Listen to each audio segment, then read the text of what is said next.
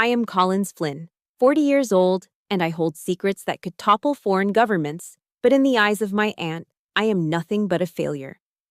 That Thanksgiving dinner was supposed to be warm, a rare ceasefire in the silent war of my family dynamics. Instead, it turned into hell the moment Aunt Marjorie raised her glass of expensive wine, pointed a manicured finger at my cousin, her golden boy, and then looked at me with pity. "Look at your cousin, Collins. That is a hero," she said, her voice dripping with a toxic sweetness. "And you? 18 years in the service and not a single medal to hang on the wall? It's honestly embarrassing how you cling to the government's skirt just to stamp papers." She laughed, a cruel tinkling sound that tore through my self-esteem right in front of the entire family. But she didn't know that the man sitting next to her, the Navy SEAL son she worshipped, had just dropped his silver fork onto the table when he heard me whisper 2 forbidden words under my breath. 2 words that would make her wish she had never opened her mouth.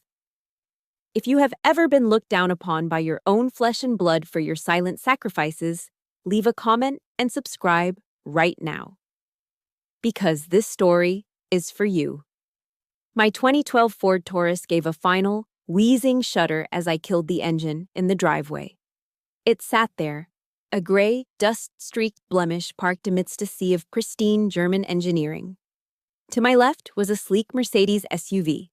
To my right, a BMW convertible that probably cost more than my entire education.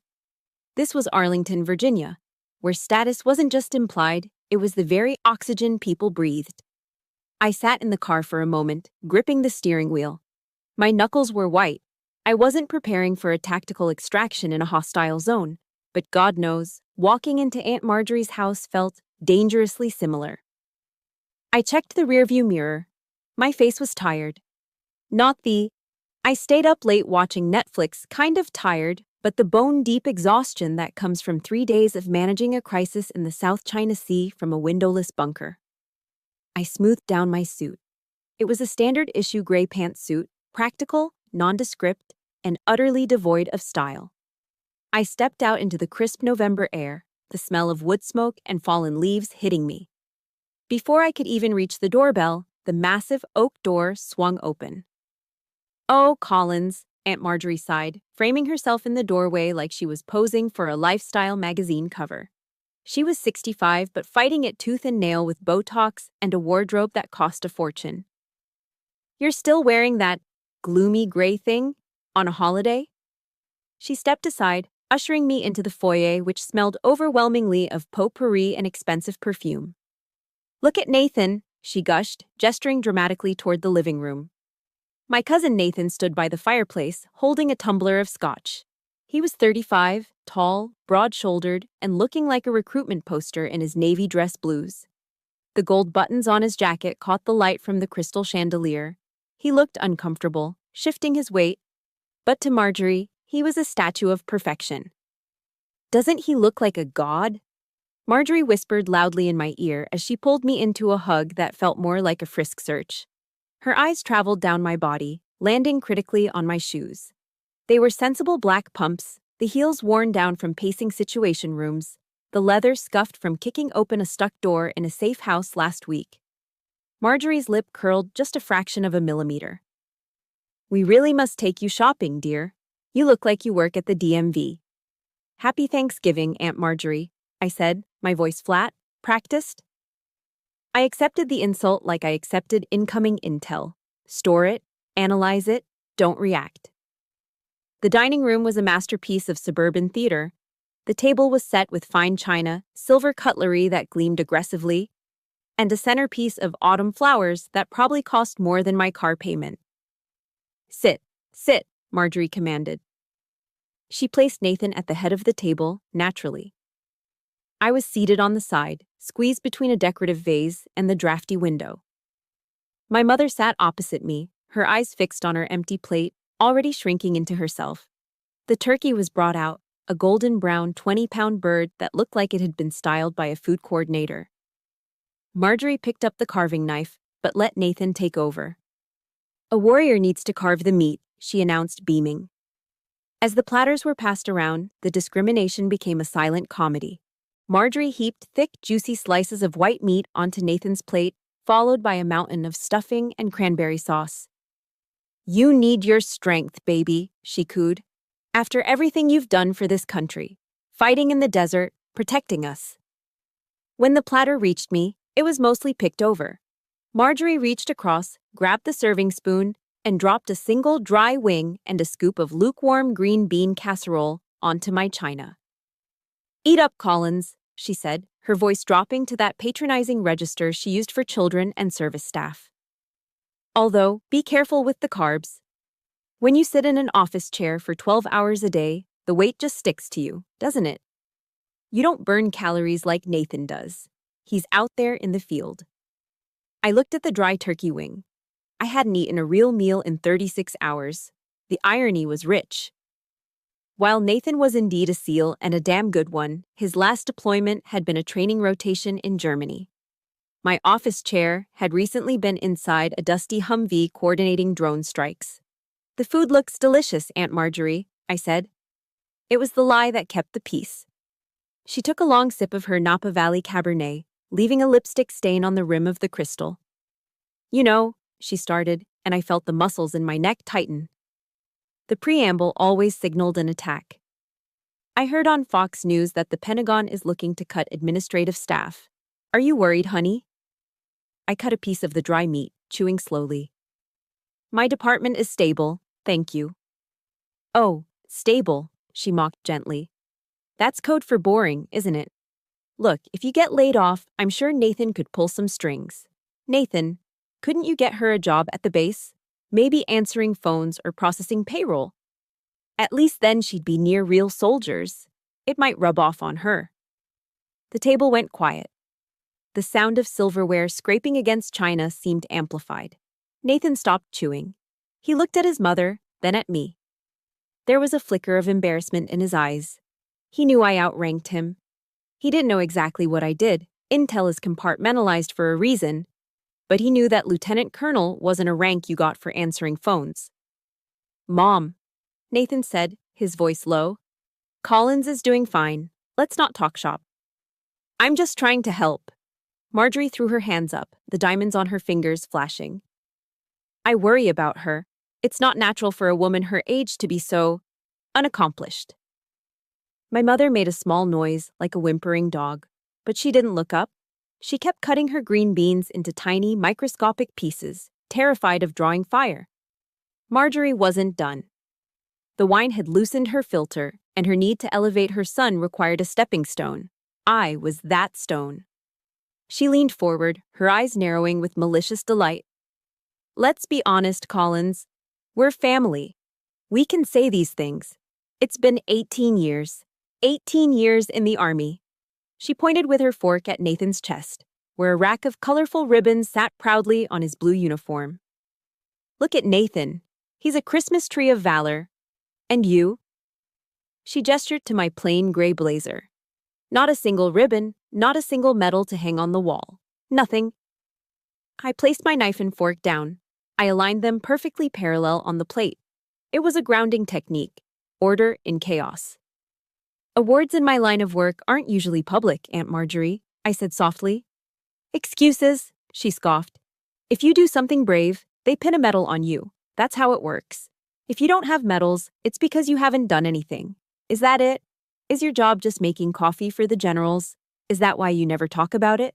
She laughed again, looking around the table for validation. "Don't be ashamed, Collins. Truly. The world needs people to file paperwork. Not everyone has the stomach for danger. Some people just need a safe little hole to hide in while the real men do the work." The air in the room seemed to vanish. I looked at my mother, begging silently for her to say something. Say I'm smart. Say I'm hardworking. Say anything. But she just took a sip of water, her hand trembling. I was alone. I looked away from my mother and fixed my gaze on the centerpiece of the table. A single tall white candle burned in the middle of the autumn arrangement. The flame flickered, dancing in the draft from the window. It was mesmerizing. It was hypnotic. And suddenly, I wasn't in a dining room in Arlington anymore. The smell of roast turkey vanished, replaced by the scent of damp earth and freshly cut grass. the white tablecloth faded into the pristine white marble of a headstone. The flickering candle wasn't a decoration. It was the eternal flame of memory. The insult about hiding from danger echoed in my ears, but it swirled together with a voice from the past, dragging me backward, down into the deep, dark well of memory where the real scars began. The flame of the candle blurred, pulling me back to a gray, drizzly morning in Arlington National Cemetery 28 years ago. I was 12. The world felt too big, too cold, and entirely too empty without my father. The grass was impossibly green, contrasting sharply with the rows of white marble headstones that stretched out like silent soldiers standing at eternal attention. My father's funeral wasn't a grand affair. He was a quiet man in life, and he remained a quiet man in death. There were no news cameras, no crowds of weeping admirers. Just a small group of men in trench coats who stood at a respectful distance, their faces hard and unreadable, and the honor guard performing the flag presentation. I watched, mesmerized and heartbroken, as the soldiers folded the American flag. 13 folds, precise, sharp, meaningful. Each fold a tribute to a life given in service. When the officer knelt in front of my mother and presented the tight blue triangle with the white stars facing up, he whispered the words I would memorize forever. On behalf of the President of the United States Army, and a grateful nation. My mother took the flag, her hands trembling so violently she nearly dropped it. I wanted to reach out, to touch the coarse fabric, to feel the last physical piece of my father. But then Marjorie's voice cut through the solemn silence like a serrated knife. She was standing right behind us, dressed in a black coat that looked more appropriate for a fashion runway than a burial. She leaned toward my mother, not to offer a tissue or a hug, but to whisper something that would burn a hole in my heart. "See, Sarah," Marjorie hissed, her breath smelling of mince and judgment. "This is the price of stubbornness. If he had just listened to me and gone into commercial real estate, he'd still be here. He'd be closing deals in D.C., not rotting in a wooden box for a pension that won't even cover your rent." I froze. The tears drying on my cheeks turned cold. At 12 years old, I didn't have the words to fight back, but I felt the acid of her words eating through me. To Marjorie, my father wasn't a patriot who died protecting assets in Eastern Europe. He was a bad investment. He was a failure because he didn't leave behind a portfolio of strip malls and duplexes. That moment defined the rest of my life. It drew a line in the sand. On one side was Marjorie's world, loud, shiny, and hollow. On the other was my father's world, silent, dangerous, and honorable. I chose my side right then and there. As I grew up, the divide only deepened. While Nathan was being groomed to be the golden child, I became the ghost. I remember my 10th birthday. It was a Tuesday.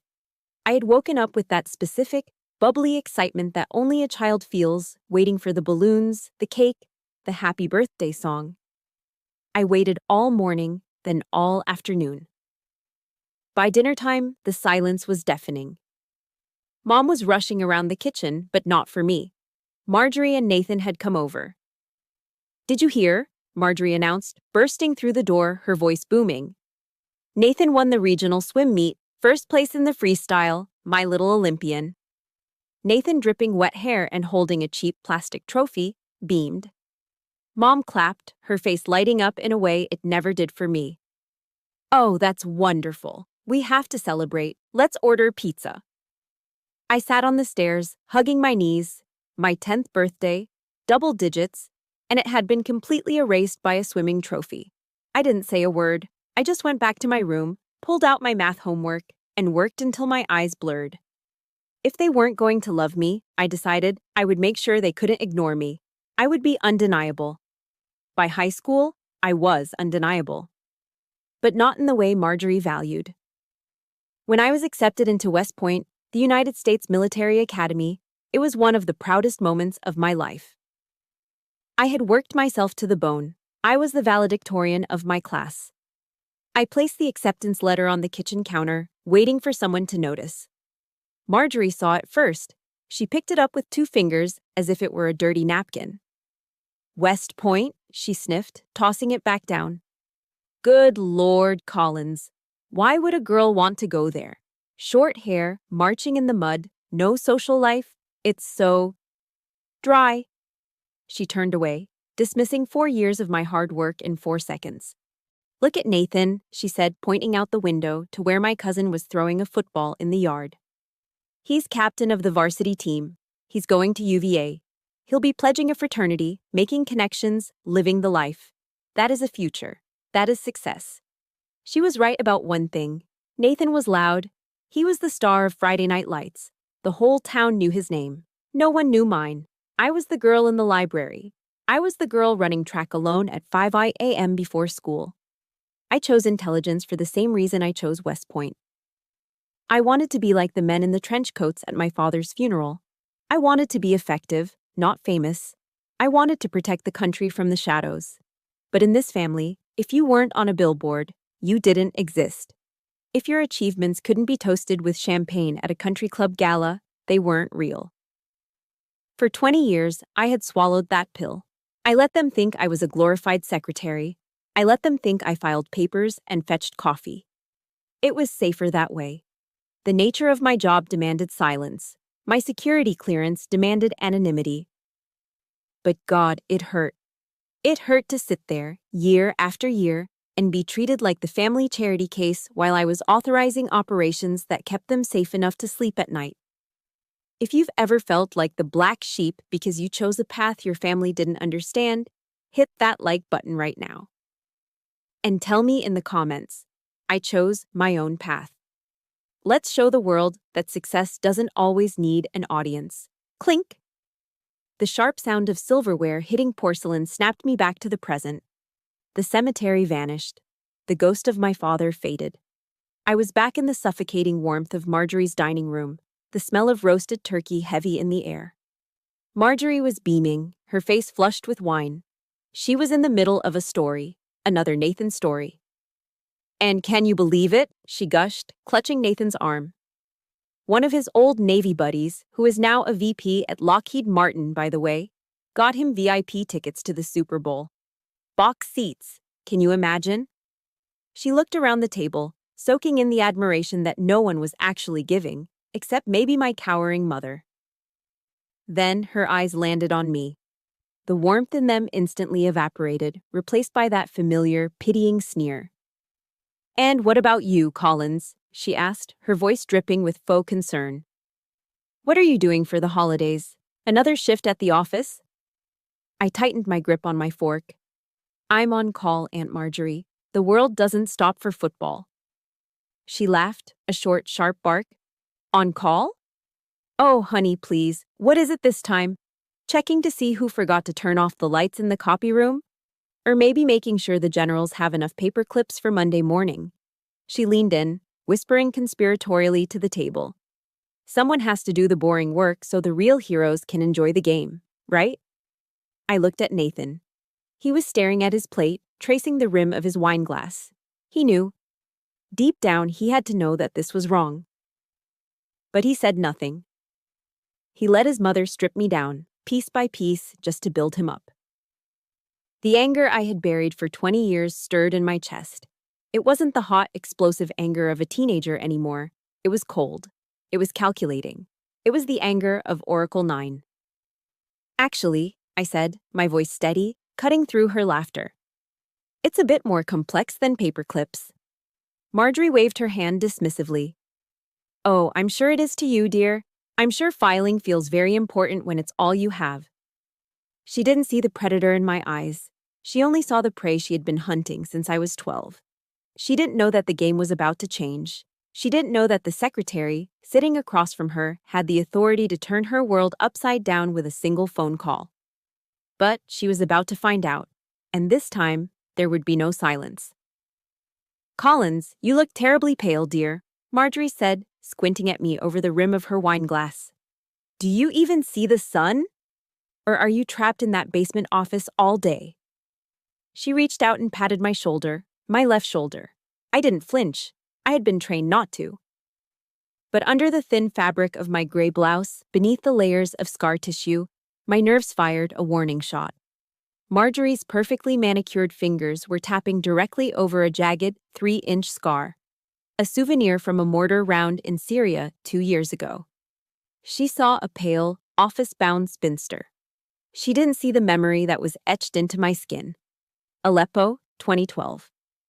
The heat was suffocating, smelling of dust and cordite. I wasn't wearing a blazer then.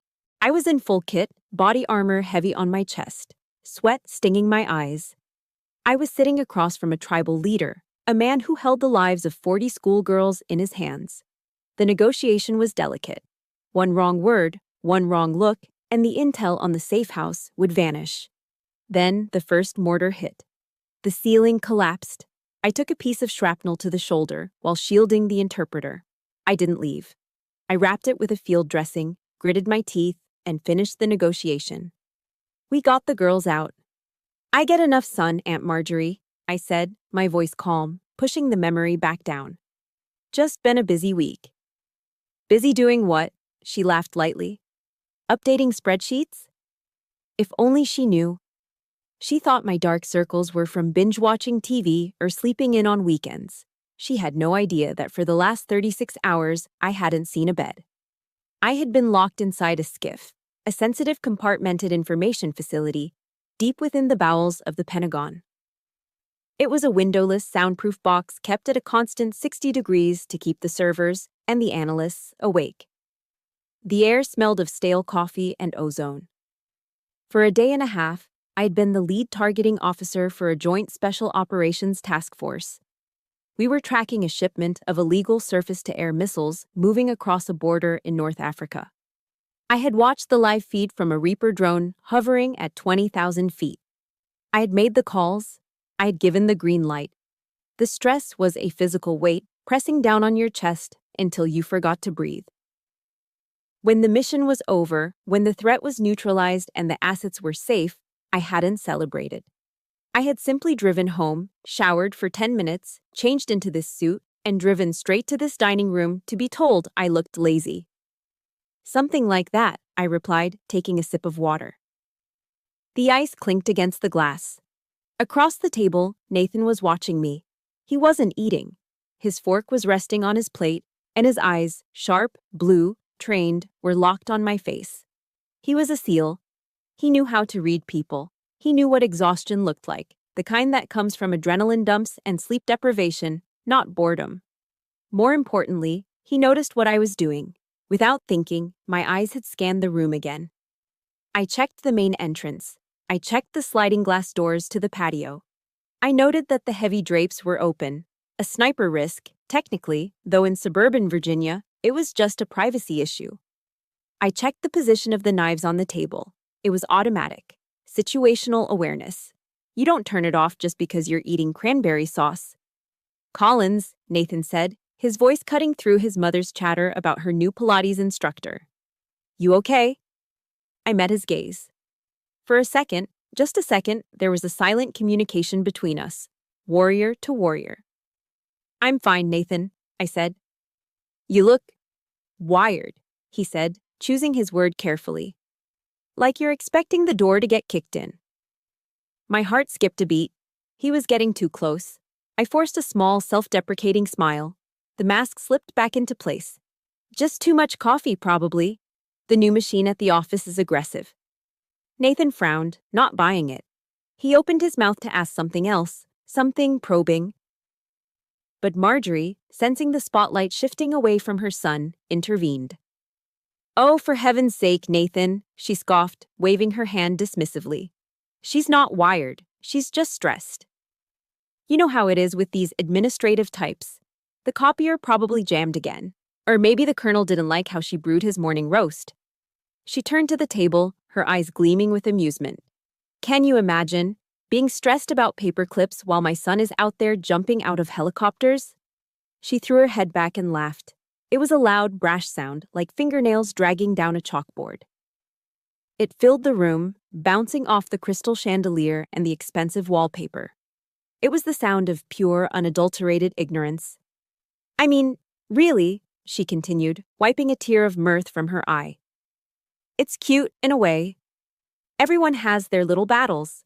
Yours is just stationary. My mother kept her head down, pushing a pea around her plate. Nathan looked down at his hands, his jaw tightening. I felt the heat rise up my neck. Not embarrassment. Rage. Cold, hard rage. She was mocking the very shield that protected her. She was laughing at the silence that allowed her to sleep soundly in her $1 million home. She was comparing my battlefield, a digital, global chessboard where stakes were measured in nations, to a jammed printer. I looked at her, really looked at her. I saw the fear behind the Botox. I saw the insecurity masked by the diamonds. She needed me to be small so Nathan could be big. She needed me to be the failure so she could be the mother of a hero. Stationery can be very dangerous, Aunt Marjorie, I said, my voice dangerously soft. Paper cuts are lethal. She didn't catch the sarcasm. She just nodded, satisfied. Exactly. That's why we need men like Nathan, to handle the real world. She raised her glass again. To Nathan, the only real soldier at this table. Nathan flinched. The glass in his hand trembled slightly. He looked at me, his eyes pleading. Don't do it, his look said. Just let it go. But the sound of her laughter was still ringing in my ears. The scar on my shoulder throbbed. The 36 hours of sleepless vigilance weighed on my soul. And then, she said it. The one word she should have never, ever used. Honestly, Marjorie sighed, setting her glass down. It's good you have a safe job, Collins. You're just softer. You're not built for the fight. You're what the boys call a pog, right, Nathan? A person other than grunt. The room went dead silent. POG wasn't just an acronym. In the military, coming from a civilian who had never served a day in her life, it was a slur. It was a dismissal of every sacrifice, every risk, every drop of sweat. Nathan dropped his fork. It hit the china with a violence that made everyone jump. Mom, he warned, his voice dark. What? Marjorie blinked, innocent and cruel. It's true, isn't it? She's a pog, a paper pusher. Why pretend otherwise? That was it. The dam broke. The secretary was gone. Oracle 9 was entering the room, and she wasn't bringing paper clips. She was bringing fire. The word hung in the air, toxic and heavy, POG. For civilians, it's just an acronym. For service members, it's a dividing line. But the way Marjorie said it, with that sneer, that casual wine-drunk arrogance, turned it into a weapon. A POG, she repeated, savoring the taste of it. That's what you are, isn't it, Collins? A paper tiger, someone who wears the costume but never plays the part.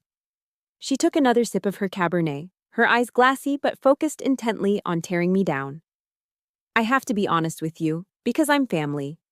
And family tells the truth. It's embarrassing. I look at your father's picture on the mantle, a real soldier. And then I look at you. He would be ashamed. You're staining his memory by walking around in a uniform you only wear to file tax returns. My blood ran cold.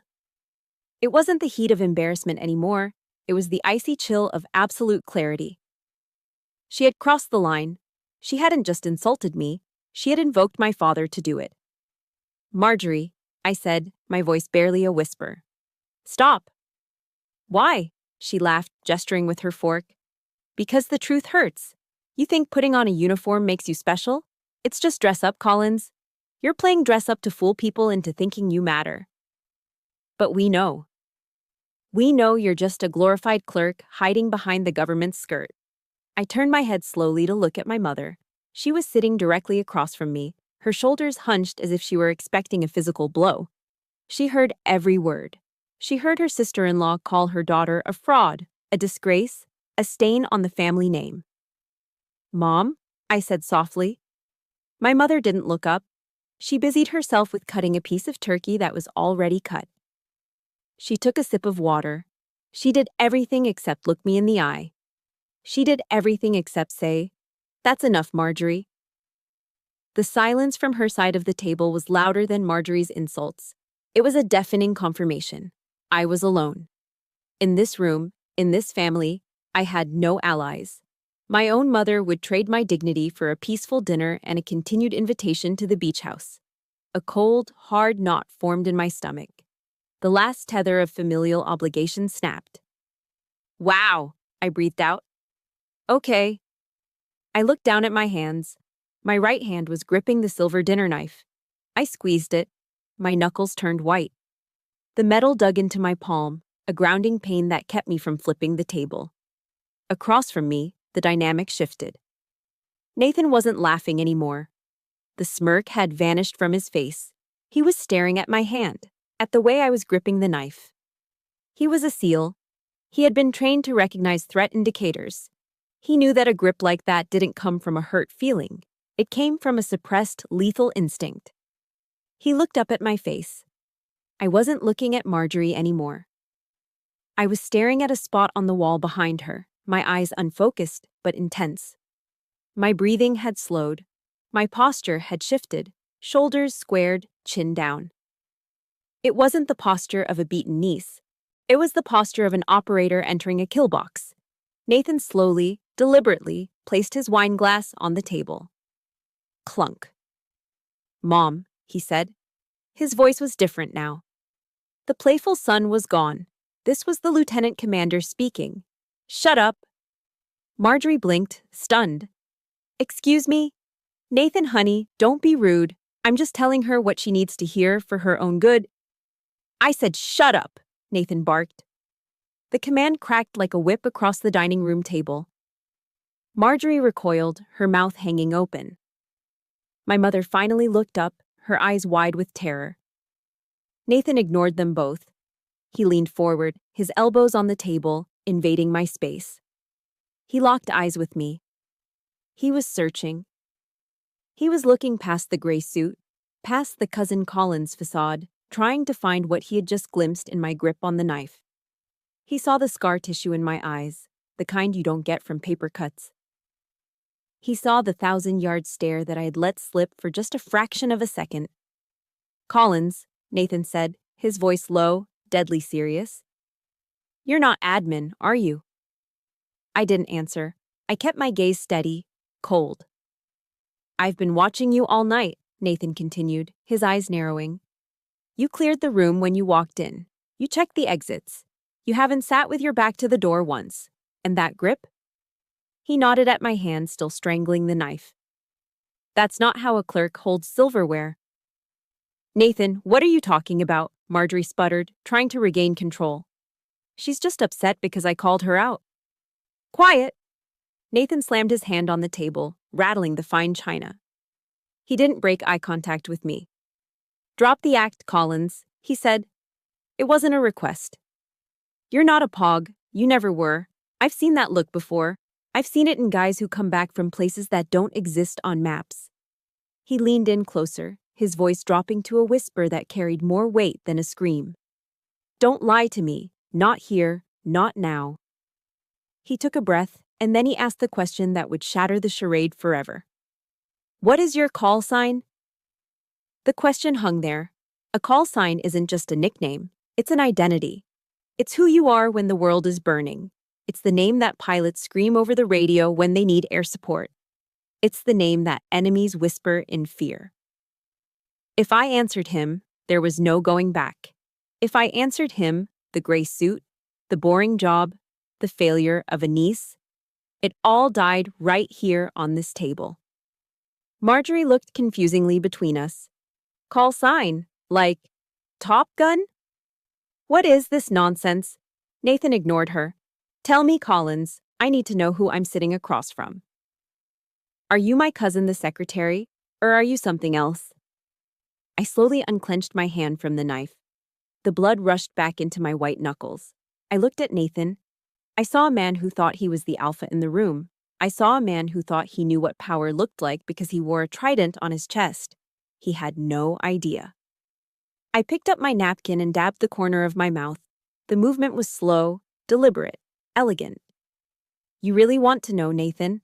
I asked softly. "Yes," he hissed. I lowered the napkin. I looked him dead in the eye, and I let the mask fall completely. Oracle 9. The dining room was quiet, save for the faint hum of the refrigerator in the next room. My mother was holding her breath. Marjorie was blinking, a confused smile plastered on her face, waiting for the punchline. Nathan was leaning forward, his blue eyes locked onto mine like laser sights. He was daring me. He was calling my bluff. He expected me to say something administrative, something like Echo Support or Logistics 1. I didn't blink. I didn't break eye contact. I let the silence stretch until it was almost painful. Then, I opened my mouth and spoke the words that had never left a secure facility before. Oracle 9. I said it softly. No drama, no theatrics, just a fact. For a split second, nothing happened. Then, clatter. Nathan's fork hit his plate. It wasn't a drop, it was a spasm. His hand had jerked as if he'd touched a live wire. The color drained from his face so fast it was terrifying. One moment, he was the flushed, arrogant Navy SEAL. The next, he was gray, ash-white, like he'd seen a ghost. He stood up. He didn't just stand, he snapped to attention. His chair scraped violently against the hardwood floor, falling backward with a loud crash. He didn't even look at it. His back was ramrod straight, his chin tucked, his arms pinned to his sides. It was the involuntary, muscle memory reaction of a soldier finding himself in the presence of a god. Marjorie jumped, clutching her pearls. "Nathan, what on earth?" "Oracle 9, Nathan whispered. His voice was trembling. Actual fear. You're the handler for Task Force Black? The Syrian operation?" I picked up my wineglass and took a slow sip. "Sit down, Lieutenant Commander." He didn't sit. He couldn't. He looked like he was about to vomit. I didn't know. I swear to God, Collins, I didn't know. The chatter, the guys talk about Oracle 9 like it's a myth. We thought you were a general. Or a committee. Just me, I said calmly. Just the cousin who files papers. Marjorie looked between us, her face twisting in annoyance. She hated being left out of the joke. She hated not being the center of attention. "Oh, for God's sake," she shrilled, slamming her hand on the table. "What is this? A video game? Oracle 9? What is that? A new anti-aging cream? Stop playing Soldier, Collins. You're scaring your mother." She let out a high, brittle laugh. "Look at him, Nathan. She's got you jumping at shadows. It's probably just her email password." "Shut up, Mom." The scream tore from Nathan's throat. It was primal. It was desperate. Marjorie froze. She had never, in 35 years, heard her son raise his voice at her. Not once. "Nathan," she whimpered. Nathan turned to her, his eyes wild. He pointed a shaking finger at me. "Do you have any idea who she is? Do you have any idea what you've been mocking all night?" She's Collins," Marjorie stammered. "She's a secretary." "She is the highest-level intelligence asset in this hemisphere," Nathan roared. "She holds clearance levels that don't even have names. Mom, listen to me. Oracle 9 authorizes kill-capture missions. She directs drone strikes. She moves whole carrier groups like chess pieces." He looked back at me, sweat beading on his forehead. "My commanding officer, my captain, needs an appointment just to speak to her staff. And you. You called her a pog." Nathan let out a hysterical, terrified laugh. "You called Oracle 9 a pog. She could strip me of my rank with a phone call. She could have you investigated by the FBI by dessert. She could erase us." Marjorie paled. Her mouth opened and closed like a fish out of water. She looked at me, really looked at me, for the first time. She saw the gray suit. She saw the plain face. But now, stripped of her delusions, she saw the steel underneath. Is that true?" she whispered. I didn't answer her immediately. I slowly folded my napkin and placed it next to my plate. I smoothed out a wrinkle in the tablecloth. "Answering phones," I said thoughtfully, echoing her words from earlier. "That's what you suggested, right? Maybe Nathan could get me a job answering phones." Marjorie flinched. "I don't answer phones, Aunt Marjorie," I said, my voice cool and even. "I make them ring. And when I make them ring, presidents answer." I stood up. The movement was fluid, graceful. I walked around the table to where Nathan was still standing at attention. He looked like he wanted to disappear into the floorboards. At ease, Nathan, I said quietly. He let out a breath he'd been holding for a minute, his shoulders sagging, but he didn't dare look me in the eye. I turned to Marjorie. She was shrinking in her chair, looking smaller and older than I had ever seen her.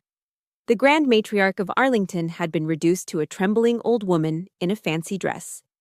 I kept my mouth shut for 18 years, I told her. Not because I was ashamed, but because my work requires silence. Because the safety of this family, and this country, depends on people like me staying in the shadows while people like Nathan get the parades. I gestured to Nathan's ribbon rack. He earned those. He's a good soldier. He kicks down doors. But I tell him which doors to kick. And I make sure there isn't a bomb waiting on the other side. I leaned in close to her, resting my hands on the back of her chair. She smelled of fear now, overriding the expensive perfume. Operational security, OPSEC, is more important than your ego, Marjorie. It's more important than your need to brag at the country club. I tolerate your insults because I am disciplined. But tonight, you insulted my father. And you insulted the uniform. I straightened up and buttoned my gray blazer. I'm leaving now. The turkey was dry, by the way. I looked at my mother. She was weeping silently, tears streaming down her face. But for the first time, she was looking at me. And in her eyes, there wasn't pity. There was awe. Mom, I said, you can stay if you want, but I'm going home. I turned on my heel and walked toward the foyer. My heels clicked on the hardwood floor, a steady, rhythmic sound. Click, click, click. Behind me, the dining room was a tomb. No one moved, no one spoke. The only sound was the crash of Marjorie's wine glass as her shaking hand finally knocked it over, spilling red wine across the pristine white tablecloth like blood. I didn't look back. I opened the heavy oak door and stepped out into the night. The air was cold, biting. I took a deep breath, filling my lungs with oxygen that didn't smell of hypocrisy and lies. I walked to my beat-up Ford Taurus. It looked the same as it had an hour ago, dusty, old, unremarkable. But as I unlocked the door, it felt different. It felt like a chariot. I sat in the driver's seat and checked my phone. One missed call, secured line. I dialed back. This is Oracle, I said. Go ahead. The voice on the other end was clipped, urgent. Ma'am, we have a situation in Kabul. Task Force Alpha is requesting your authorization for extraction. I'm on my way, I said. ETA 20 minutes. I started the engine. The headlights cut through the darkness of the suburban street. I pulled out of the driveway, leaving the mansion and the metals behind. I had a job to do. A real job. Answering phones, I repeated, letting the words hang in the air like smoke. That's what you suggested, right? Maybe Nathan could get me a job answering phones. Marjorie flinched. The color that had drained from her face was slowly returning, but it wasn't the healthy flush of embarrassment. It was the blotchy, uneven red of a narcissist who had been cornered. But why didn't you say anything? She stammered, her voice pitching up into a whine. She looked around the room, desperate for an ally, but found none. Collins, how could I have known? You never talk about your work. You come here in those drab clothes, driving that terrible car. I just wanted to help you. I laughed. It was a dry, humorless sound. Help me? Is that what you call it? Yes, she insisted, clutching her pearls as if they were a lifeline. I pushed you because I care. I wanted you to have ambition, Collins. I didn't want you to waste your life. I only wanted what was best for you. Stop, I said. The single word cut through her hysterics like a blade. I took a step closer to her. She shrank back into her chair, pressing herself against the expensive upholstery. You didn't want what was best for me, Marjorie, I said, my voice steady and cold. You wanted what was best for your ego. You needed a failure. You needed someone to point at and say, look at her, look how sad and small she is, so that Nathan would look even bigger by comparison. I gestured to Nathan, who was still standing, looking like his entire world had just tilted on its axis. Nathan is the star, I continued.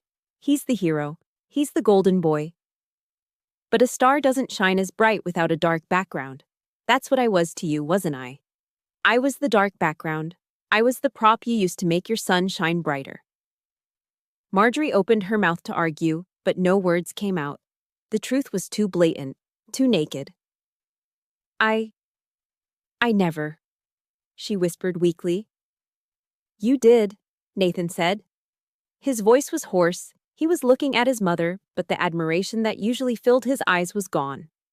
In its place was something colder, something like disgust. She's right, Mom, Nathan said, shaking his head slowly. God, she's right. You always told me she was lazy. You told me she washed out of real training. You told me she was just a clerk. He looked down at his hands, hands that had held weapons, hands that had saved lives. And then he looked back at his mother. You made me arrogant. You made me believe I was better than her just because I wear a uniform everyone recognizes. But I'm not better. I'm just louder. Nathan, Marjorie gasped, tears welling up in her eyes, tears of self-pity, not remorse. How can you say that? I'm your mother. I did everything for you. You lied to me, Nathan said simply. You looked at a woman who serves at the highest level of national security, and you called her a pog because it made you feel important. He turned away from her, unable to look at her face anymore. The idol had fallen. The pedestal had shattered. I watched the realization wash over Marjorie. She had lost. She had lost the game she had been playing for 18 years. She had lost the narrative, and worst of all, she was losing the adoration of her son. For a narcissist, that is a fate worse than death. She turned her gaze back to me. The fear in her eyes was replaced by a sudden, vicious hatred. If she couldn't control me, she would try to destroy me one last time. So you think you're better than us now? She spat, her voice trembling with rage. Just because you have some secret clearance? Just because you have a fancy code name? You're still just Collins. You're still the girl with no husband, no children, no life. You're cold. You're empty. I am disciplined, I corrected her. I looked at her with a clarity that felt liberating. 18 years, Marjorie. For 18 years, I sat at this table and ate your dry turkey and swallowed your insults. I didn't do it because I was weak. I didn't do it because I was afraid of you. I leaned in, my voice dropping to a whisper that forced her to lean in to hear. I did it because I was trained. I was trained to keep secrets that would make your hair turn white. I was trained to put the mission above my personal feelings. My oath to the Constitution is more important than my pride. That is the difference between us. You need applause to feel valuable. I don't. I straightened up, smoothing my blazer. But tonight you crossed the red line. You didn't just insult me. You insulted my father, and you tried to use his memory to shame me. I shook my head. You don't get to speak his name, not anymore. Marjorie was shaking. Her face was a mask of ugly, twisted fury. She couldn't handle the truth. She couldn't handle the mirror I was holding up to her soul. Get out, she screamed. It was a shrill, piercing sound that cracked the tension in the room. Get out of my house, you ungrateful, miserable girl. Get out. She was pointing at the door, her hand trembling violently. She was trying to reclaim her territory. She was trying to have the last word. I didn't flinch. I didn't yell back. I simply nodded. Gladly, I said. I looked at my mother one last time. She was still sitting there, silent, tears streaming down her face. But she gave me a tiny, imperceptible nod. It wasn't enough to make up for years of silence, but it was a start. Goodbye, Mom, I said softly. I turned on my heel and walked toward the foyer. I didn't rush. I walked with the measured pace of a woman who knows exactly where she is going. Don't come back, Marjorie shrieked behind me. Don't you dare come back here expecting Christmas dinner. You're dead to me. Her words bounced harmlessly off my back. They were just noise, static. I reached the heavy oak door and pulled it open. The air outside hit me like a physical blow, cold, crisp, and clean. It smelled of winter and dead leaves, but to me, it smelled like freedom. It smelled like the end of a very long, very dark chapter. I stepped out onto the porch and let the door close behind me. Thud. The sound was final. It was the sound of a bridge burning, and the warmth of the flames felt incredible. I walked down the driveway toward my car.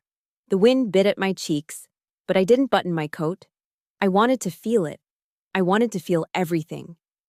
For the first time in my life, I wasn't the niece who wasn't good enough. I wasn't the cousin who lived in the shadow. I was Collins Flynn. I was Oracle 9. And I was free. If you have ever had to walk away from a family member to save your own sanity, hit that like button. It's the hardest thing to do, but sometimes it's the only way to survive. Leave a comment saying, "I chose peace," if you agree that boundaries are necessary. I reached my car and put my hand on the door handle. My phone vibrated in my pocket. A secure line. I pulled it out. The screen glowed in the darkness. "This is Oracle," I answered. "Ma'am?" The voice on the other end was clipped, urgent. "We have a situation developing in Sector 4. Task Force Alpha is requesting authorization for immediate extraction." I looked back at the house one last time. Through the window, I could see Marjorie still gesturing wildly, shouting at an empty room. I saw Nathan sitting with his head in his hands. I turned my back on them. "I'm on my way," I said into the phone. "ETA 20 minutes. I got into the car, started the engine, and drove away. The rearview mirror was dark, but the road ahead was illuminated by my headlights, bright and clear. The Pentagon at 2 a.m. is a different world. The tourists are gone. The massive parking lots are empty except for the scattered cars of the watch officers and crisis response teams. The corridors, usually buzzing with the noise of thousands of bureaucrats, are silent, stretching out like endless linoleum arteries. But deep inside the E-ring, inside the NMCC, the National Military Command Center, the pulse never stops. I walked through the double doors, flashing my badge. The Marine Guard didn't just check it, he recognized me. He straightened up, giving a sharp nod. "Ma'am." "Status?" I asked, not breaking stride. "Situation Room B. They're waiting for you, Oracle." I entered the room. It was a hive of controlled chaos. A dozen analysts were hunched over computer terminals, their faces illuminated by the blue glow of screens. On the main wall, a massive digital map of Kabul, Afghanistan, was displayed in high definition. "Officer on deck," someone barked. The room didn't snap to attention. We don't do that in crisis mode, but the energy shifted. Heads turned, eyes focused. The uncertainty that had been filling the room evaporated the moment I walked in. I wasn't Collins the poor relation anymore. I wasn't the niece who wore boring clothes.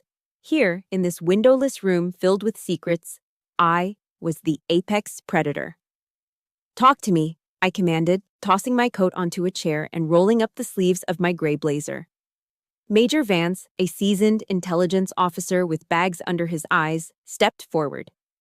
"We have a problem, Oracle. Asset Echo 4 has been compromised.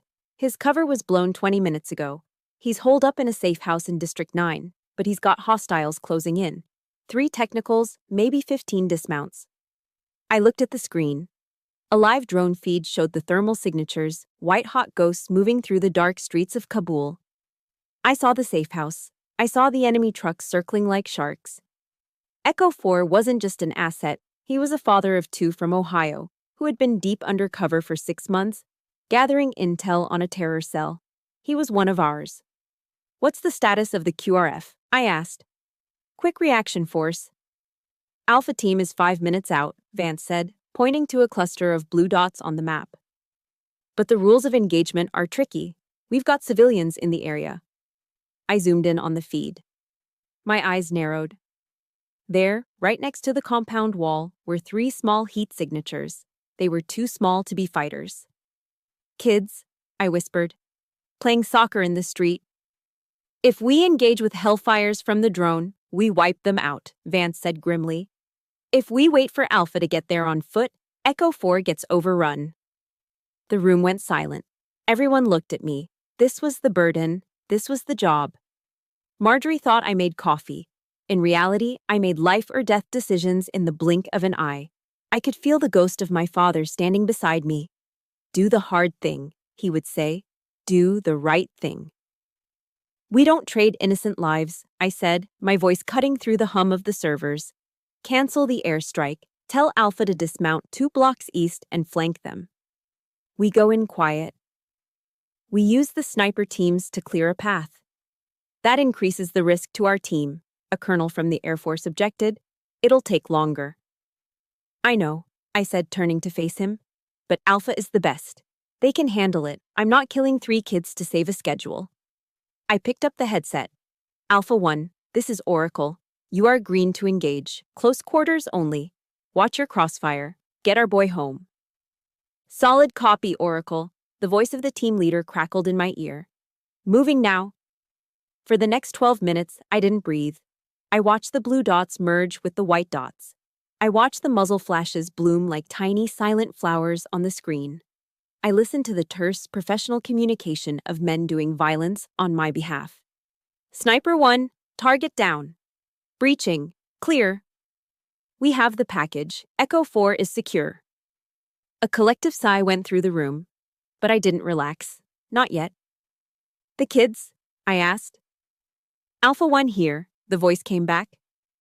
We pushed them back into the alley before we engaged. They're scared, but they're safe. No collateral damage. I closed my eyes for a second. The tension in my shoulders released. We did it. We saved the asset, and we kept our souls. Good effect on target, I said into the mic. Bring them home. Oracle out. I took off the headset and placed it on the console. My hand was steady. The room broke into quiet activity, analysts typing reports, officers making calls. But there was a new lightness in the air. That was a good call, Collins, a deep voice said behind me. I turned around. It was Colonel Soto, my direct superior. A hard man who rarely handed out compliments. You took a risk diverting the airstrike, he said, looking at the map. But you were right. If we'd hit those kids, the political fallout would have been a nightmare. And it was the right thing to do. He reached into his pocket and pulled out a manila folder. He tapped it against his palm. I was going to wait until Monday, he said. But after tonight, and honestly, after the last 18 years of watching you work, it seems appropriate now. He handed me the folder. I opened it. Inside was a single sheet of paper with the Department of Defense seal at the top. It was an order of promotion. Congratulations, Soto said, extending his hand. Colonel Flynn. I stared at the paper. Colonel. Full bird colonel. It was a rank that commanded respect instantly. It was a rank that my father had never reached. The board was unanimous, Soto continued. They know who runs the show down here. You've been doing the job for years, Collins. It's time you wore the rank. I felt a lump in my throat, not of sadness, but of overwhelming pride. This wasn't a participation trophy. This wasn't a medal given because I was someone's son. I had earned this. Every late night, every missed holiday, every hard decision had led to this moment. Thank you, sir, I said, shaking his hand. My grip was firm. Go home, Colonel, Soto said with a rare smile. Get some sleep. You look like hell. I feel great, sir, I lied. I walked out of the Situation Room, clutching the folder to my chest. The corridors of the Pentagon were still empty, but they didn't feel lonely anymore. They felt like my kingdom. I walked past a mirror in the hallway and stopped. I looked at my reflection. The gray suit was rumpled. My hair was coming loose from its bun. My eyes were shadowed with fatigue. But I didn't see the failure Marjorie saw. I didn't see the pog Nathan mocked. I saw a colonel. I saw a warrior. I saw Oracle 9. I thought about the dinner earlier that evening. I thought about the expensive wine and the empty bragging. It all seemed so small now, so insignificant. Marjorie could keep her country club. She could keep her mansion. I had this. I had the knowledge that tonight, because of me, a father was going home to his children in Ohio. Because of me, 3 Afghan kids would grow up to see another sunrise. That was my medal. And it was worth more than all the gold in Arlington. I walked out into the massive parking lot, the cold air biting at my face again. I got into my Ford Taurus and placed the folder on the passenger seat. I looked at it one more time, smiling. Happy Thanksgiving, Dad, I whispered to the empty car. I started the engine and drove home. The sun was just starting to peek over the horizon, painting the sky in shades of purple and gold. A new day was breaking. And for the first time in a long time, I was ready to meet it. Silence is a weapon. In the intelligence community, we call it radio silence. It's a tactical choice to deny the enemy information, to confuse them, to make them sweat. But in a family, silence is something else entirely. It's a shield. For 18 months, I wielded that shield against Marjorie. She didn't take the hint immediately. Narcissists never do. They view silence not as a boundary, but as a malfunction in their control panel. They poke, they prod, they try to reboot the relationship on their terms. First came the texts. December 1st. Collins, dear. I'm willing to overlook your outburst at Thanksgiving. I know you were stressed. Let's start fresh. Christmas dinner is at 4 p.m. I read it. I didn't reply. December 15th. I bought that expensive ham you like. Nathan is coming. Don't be stubborn. Family is family. I archived the message. December 24th. Your mother is crying because you won't answer. Do you want to be responsible for ruining her Christmas? That was the hook, using my mother as bait. It was a classic manipulation tactic. In the past, I would have caved. I would have driven over there, apologized for things I didn't do, and eaten the dry turkey just to keep the peace. But I wasn't that person anymore. I looked at my phone, at the stream of blue bubbles demanding my attention, my energy, my submission. And then, with a calm thumb, I pressed block contact. The relief was physical. It felt like taking off a tight pair of shoes after a long march. My mother called me the next day, her voice trembling. Collins, please, just answer her. Be the bigger person. You know how she is. 9 times out of 10, she means well. No, Mom, I said, sitting in my quiet apartment with a glass of good wine and a book. She doesn't mean well. She means control. And I'm not drinking the poison anymore just because you're thirsty for peace. But she's your aunt, my mother pleaded. And I'm a colonel, I said softly. I don't negotiate with terrorists, Mom. And I don't negotiate with family members who treat me like garbage. My mother went silent. She didn't understand. She belonged to a generation that believed blood was thicker than self-respect. But I knew better. Blood is just biology. Respect is a choice. The real test came 6 months later. The promotion ceremony was held in the Hall of Heroes at the Pentagon. It's a hallowed space, the walls lined with the names of Medal of Honor recipients. The air smells of history and floor wax. I stood on the stage wearing my dress blues. They fit perfectly. The fabric was crisp, the ribbons on my chest straight and colorful. Not stolen valor, but earned valor. General Soto stood in front of me. Order to attention, he barked. The room snapped. My mother was there in the front row. She looked small in her beige cardigan, clutching a tissue. She was crying, of course, but for the first time, her tears didn't make me feel guilty. They made me feel seen. And next to her was Nathan. He wasn't wearing his dress blues. He was in his service khakis, respectful, understated. He wasn't there to outshine me. He was there to witness me. When General Soto called for family members to pin on the new rank, my mother stepped up with shaking hands to pin the eagle on my left shoulder. She fumbled with the clasp, her fingers nervous. I've got it, Mom, I whispered, smiling at her. I'm so proud, she sobbed. Your father. Oh, Collins, your father would be so proud. Then Nathan stepped up to my right side. He took the silver eagle from the velvet box. His hands were steady. He looked me in the eye, and the look he gave me was one of profound, soldierly respect. It was the look you give to someone who has walked through fire and come out the other side. Colonel, he said softly as he pinned the eagle to my shoulder. Lieutenant Commander, I nodded. After the ceremony, during the reception, Nathan pulled me aside near the punch bowl. He looked older than he had at Thanksgiving. The arrogance that used to coat him like a second skin was gone, replaced by a quiet humility. She wanted to come, Nathan said, looking down at his cup. I didn't need to ask who she was. She threw a fit when I told her she wasn't on the list. He continued. She bought a new dress. She was going to tell everyone how she always knew you were special. She wanted to be the aunt of the colonel. I took a sip of punch. And I told her no. Nathan said. He looked up at me. I told her she lost that privilege the night she called you a pog. I told her that you don't get to celebrate the victory if you weren't there for the fight. I felt a tightness in my chest loosen. Thank you, Nathan. He shrugged, a shadow passing over his face.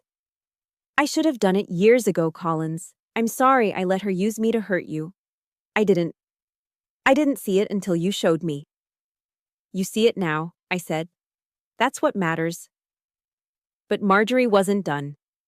If she couldn't be there in person, she would force her presence into the room another way. 2 hours later, back in my new office, a corner office with a view of the Potomac, my assistant, Captain Lewis, walked in carrying a massive floral arrangement. It was ostentatious. Orchids, lilies, roses. It looked like a funeral spray for a billionaire. Delivery for you, ma'am, Lewis said, struggling to see over the blooms. No return address, but there's a card. I plucked the card from the plastic fork. I recognized the handwriting immediately. It was loopy, decorative, and aggressive. To my dearest niece, Colonel Flynn. Congratulations on finally making something of yourself. I always told everyone you were a late bloomer. Let's do lunch. Love, Aunt Marjorie. I stared at the card. It was a masterclass in passive aggression. Finally making something of yourself. Even in congratulating me, she had to insult me. She had to remind me that I was a late bloomer, implying that up until now, I had been a weed. And the flowers, they were too big, too loud. They were meant to scream, look at me, look at what a generous aunt I am, to anyone who walked into my office. She wanted to use my success as fuel for her own ego. She wanted narcissistic supply, the validation she craved like oxygen. Captain Lewis, I said calmly. Yes, Colonel. Take these back to the mailroom, I said, dropping the card into the shredder. Whirr! The loops and swirls of her handwriting turned into confetti. Ma'am?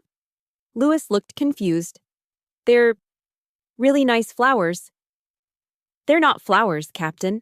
They're a Trojan horse, I said, turning back to my computer. Send them back to the sender. Do not open the plastic. And mark the package. Refused by addressee. Copy that, ma'am. Lewis didn't ask questions. He picked up the monstrosity and marched out. I watched him go. I felt a profound sense of peace. In the past, I would have kept the flowers. I would have felt obligated to write a thank you note. I would have let her buy her way back into my life with a few $100s of petals. But not today. I was Oracle 9. I decided who had access to my life. And Marjorie? Her clearance had been permanently revoked. If you've ever had to block a toxic family member to find your own peace, leave a comment below. It's not spite, it's self-preservation. I turned to look out the window at the river. The sun was setting, casting long shadows over DC. My phone buzzed on the desk. I glanced at it, expecting a briefing update. It was Nathan. The message was short. No emojis, no fluff. Call me when you can. It's Mom. It's bad. The peace I had just found shattered like glass. The radio silence had been broken, not by manipulation, but by mortality. Walter Reed National Military Medical Center is a place of contradictions. It is sterile, yet heavy with emotion. It is where heroes come to heal, and sometimes where they come to die. But Marjorie wasn't a hero. She was a dependent. And now she was a patient in the oncology ward. I walked down the hallway, the squeak of my sneakers on the linoleum floor echoing in the silence. I wasn't wearing my uniform. I wasn't Colonel Flynn. I wasn't Oracle 9. I was just Collins, wearing jeans and a soft gray sweater, carrying a cup of bad cafeteria coffee. When Nathan had called me at 3:04 a.m., his voice cracking, saying, "It's pancreatic, stage 4. All the anger I'd held onto for 18 months. It didn't disappear, but it lost its weight. Hate is heavy. It takes energy to maintain. And facing the finality of death, hate seemed like a waste of calories. I pushed open the door to room 402. The woman in the bed was a stranger. The Marjorie I knew was a force of nature, loud, vibrant, painted in layers of makeup and arrogance. This woman was small. She was gray. Her hair, usually dyed a fierce blonde and sprayed into submission, was gone, replaced by a thin, patchy fuzz. Her skin hung loosely on her bones. Nathan was sitting by the window, staring out at the parking lot. He looked exhausted. When I entered, he stood up, relief washing over his face. "You came," he whispered. "Of course I came," I said. Marjorie stirred. Her eyes opened slowly. They were yellowed, sunken, but they were still hers. She focused on me, blinking as if trying to clear a fog. "Collins." Her voice was a rasp, a dry leaf scraping against concrete. "I'm here, Aunt Marjorie," I said, stepping closer to the bed. She tried to lift her hand, but it was too heavy. I reached out and took it. Her skin felt like parchment paper, dry, fragile, cold. You look different," she wheezed. "I'm just wearing civilian clothes," I said softly. "No," she shook her head slightly. "You look strong." A tear leaked from the corner of her eye and tracked a path through the map of wrinkles on her cheek. "I always hated that about you. Even when you were little, you were so quiet, so self-contained. You didn't need anyone." I pulled a chair close to the bed and sat down. This was it. The unmasking. The drugs and the proximity to death had stripped away the narcissism, leaving only the raw, ugly truth underneath. "Why did you hate me, Marjorie?" I asked. It wasn't an accusation, it was a genuine question. She closed her eyes. "Because you reminded me of him. Your father." She took a ragged breath. "Everyone loved him. He was the hero. He was the brave one. And I was just the sister who married money. I was just the one who threw parties." She squeezed my hand with surprising strength. "And then you came along. And you were just like him." And I looked at Nathan, my sweet, soft boy, and I was terrified.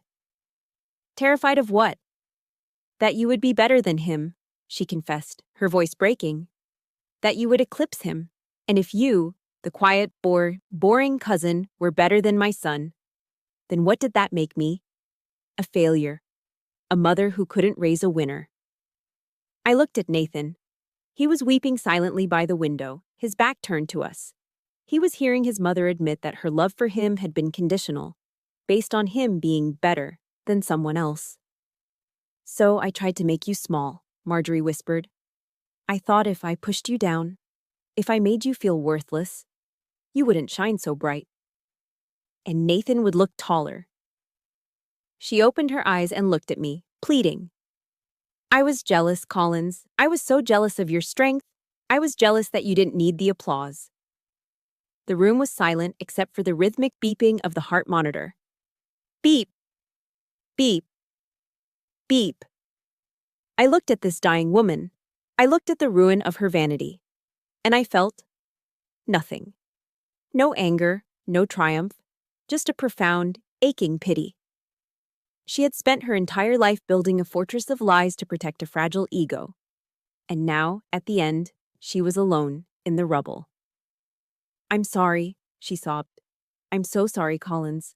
Can you ever forgive me?" This was the moment. The power dynamic had shifted completely. She was begging for absolution. I held the keys to her peace. I could have said no. I could have walked out. I could have let her die with the weight of her guilt. It would have been justified. But I remembered the words of a chaplain I met in Kandahar. Holding on to anger is like grasping a hot coal with the intent of throwing it at someone else. You are the one who gets burned. I looked at the burn scars on my soul. I was tired of carrying them. "I forgive you, Marjorie," I said. Her body sagged with relief. You do?" "Yes," I said firmly. "Not because what you did was right. It wasn't. You hurt me. You hurt Nathan. You hurt my mother." I paused, smoothing the blanket over her hand. "I forgive you because I refuse to carry your poison for another day." I forgive you because I want peace more than I want revenge. Marjorie closed her eyes, tears flowing freely now. Thank you, she whispered. Thank you. She drifted into sleep shortly after that, the morphine pulling her under. I sat there for another hour, watching her chest rise and fall. Nathan walked over and put a hand on my shoulder. You're a better person than I am, he said hoarsely. I don't know if I could have done that. It wasn't for her, Nathan, I said, standing up. It was for me. Marjorie died 4 days later. The funeral was exactly what she would have wanted. It was held at a large Episcopal church in Arlington. There were lilies everywhere, thousands of dollars worth of flowers. The pews were packed with her country club friends, women in black designer dresses, and men in expensive suits. They stood up and gave eulogies about her generosity, her style, her zest for life. They talked about the parties she threw. They talked about her charity galas. I sat in the front row, dry-eyed. I listened to the lies. They were beautiful lies, polite lies, the kind we tell at funerals to smooth over the rough edges of a life. But I knew the truth. Nathan knew the truth. As they lowered the casket into the ground, I looked up at the sky. It was a brilliant, piercing blue, not a cloud in sight. I thought about my father's funeral. Simple, quiet, honorable. I thought about Marjorie's funeral. Loud, expensive, hollow. I realized then that legacy isn't what you leave in your bank account. It isn't the size of your headstone. Legacy is the truth you leave behind in the hearts of the people who knew you. Marjorie left behind a legacy of insecurity and noise. My father left behind a legacy of service and silence. I knew which one I chose. I walked over to the open grave and dropped a single white rose onto the casket. Goodbye, Aunt Marjorie, I whispered. Rest in peace. The competition is over. I turned around and walked away, across the manicured grass of the cemetery. Nathan fell into step beside me. We didn't speak. We didn't need to. We walked out of the cemetery gates and onto the sidewalk. The city was bustling around us. Life was moving on. What now? Nathan asked, looking at me. He looked lost, like a child who had just realized the map he was given was wrong. Now. I smiled, inhaling the fresh air. Now we live, on our own terms. I checked my watch. I have a briefing at 1400 hours. The world keeps turning. Go get him, Oracle, Nathan said, a genuine smile touching his lips for the first time in weeks. I got into my car and drove toward D.C. The Washington Monument pierced the skyline in the distance, white and stark against the blue. I felt lighter than I had in 20 years. The ghost was gone. The shadow was lifted. I was ready for the future. 15 years is a long time. It's long enough for a child to grow up, for a war to end, and for a ghost to become a legend. I stood in front of the full-length mirror in my Arlington apartment. The face looking back at me was older. There were lines around my eyes, crow's feet etched by years of squinting at satellite imagery and reading intelligence reports in low light. My hair, once a nondescript brown, was now streaked with iron gray. Marjorie would have been horrified. She would have dragged me to a salon to cover it up, to hide the evidence of time. But I earned every single gray hair. I wore them like ribbons. I adjusted the collar of my uniform. It wasn't the gray suit anymore. It was the Army service uniform, the dress blues. And on the shoulder, gleaming under the recessed lighting, was a single, silver star. Brigadier General. It still felt surreal to say it out loud. General Flynn. My father never made it past Major. He was a good soldier, but he didn't play the political game. I didn't play the game either. I rewrote the rules. I picked up my cover, the hat with the gold braid, and placed it squarely on my head. I looked at myself one last time. I didn't see a lonely spinster. I didn't see a pog. I saw a woman who had built an empire out of silence. Time to go, General, I whispered to the empty room. The drive to West Point took 3 hours. The Hudson River Valley was ablaze with autumn colors, red, gold, orange, mirroring the ribbons on my chest. When I arrived at the academy, the air was crisp and electric. Cadets in their distinctive gray uniforms moved with purposeful strides. This was the factory where the Army forged its leaders. I walked into the auditorium. 2,000 cadets stood up as one. The sound of their chairs snapping back and their boots hitting the floor was like a thunderclap. Attention! I walked to the podium. I looked out at the sea of young faces. They were so young. Some of them looked terrified. Some looked arrogant. I saw myself in the back row 25 years ago, scared, determined, trying to prove I belonged. Be seated, I commanded. The thunder rolled again as they sat. I didn't open with a joke.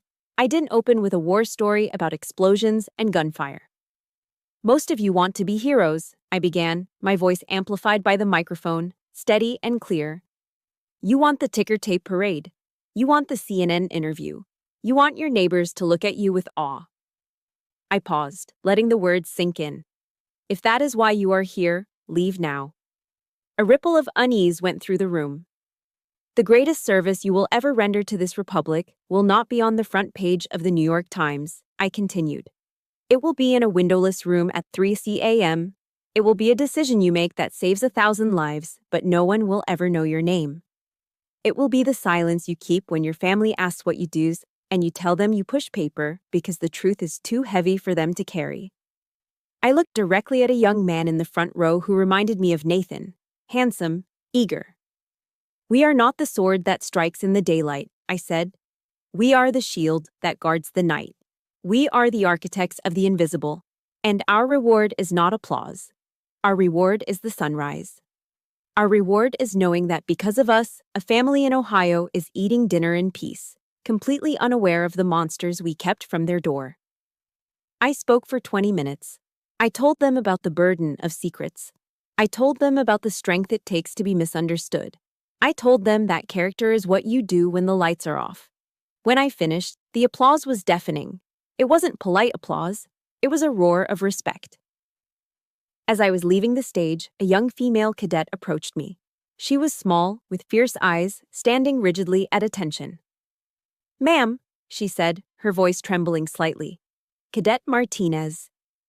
At ease, Martinez, I said. What's on your mind? She hesitated, then blurted out, How do you handle the doubt, ma'am? My family thinks I'm crazy for being here. They say I should have been a nurse or a teacher. They say I'm too small for this fight. I smiled. It was a genuine, warm smile. I reached into my pocket and pulled out a heavy metal coin. It was my personal challenge coin.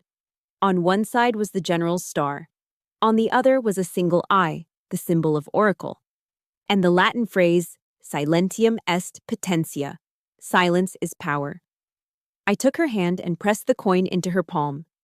They look at you and see what you lack, I told her, my voice low and intense. They see your size, they see your gender. But they don't see your fire. I closed her fingers around the coin.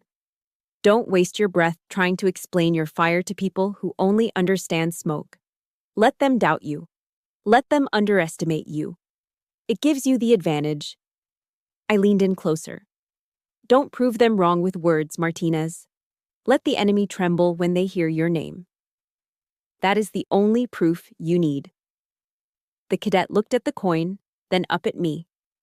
Her eyes were wet, but her jaw was set. Thank you, General. Carry on, cadet. I walked out of the auditorium and into the sunlight. The air felt lighter here. The weight of the past, the weight of Marjorie's judgment, of Nathan's shadow, was gone. I had passed the torch. I drove back to D.C. as the sun began to set. When I got home, I didn't turn on the TV. I didn't check my secure email. I poured a glass of Pinot Noir, a good bottle, 2018, and walked out onto my balcony. The Potomac River flowed silently below, reflecting the city lights. My phone buzzed on the railing. It was a text from Nathan. Happy birthday, General. Attached was a photo. It was Nathan, looking tan and happy, wearing a flannel shirt and muddy boots. He was standing next to a beautiful brown horse, his arm around a smiling woman, his wife, and holding a little boy who was laughing at the camera. He wasn't a seal anymore. He wasn't the golden boy trying to win his mother's love. He was a rancher in Montana. He was a husband. He was a father. He had found his own peace, far away from the expectations of Arlington. I typed back, "Thanks, Nate. The horse looks better than you." He replied instantly with a laughing emoji. "Miss you, sis. Come visit." The kid needs to learn how to salute. I smiled. A real smile. I looked out at the city. For 40 years, I had defined myself by who I wasn't. I wasn't the son. I wasn't the favorite. I wasn't the hero. But standing there, under the stars, with a glass of wine in my hand and a star on my shoulder, I finally knew who I was. I was the girl who survived the silence. I was the woman who turned invisibility into invincibility. I took a sip of wine. It tasted like victory. "I am Collins Flynn," I whispered to the night. "I am Oracle 9. And for the first time in my life, I was free. My war with the past is finally over. But I know many of you are still fighting in the trenches. You might not have a star on your shoulder, but if you wake up every day and choose dignity over toxicity, you are a hero in my book." If my story gave you the strength to draw your own red line, please subscribe to the channel and share this video with someone who needs to hear it. We are building a community of silent warriors right here. And do me one last favor. Go to the comments and write, "I am my own hero." Let's fill the world with that truth. Oracle out.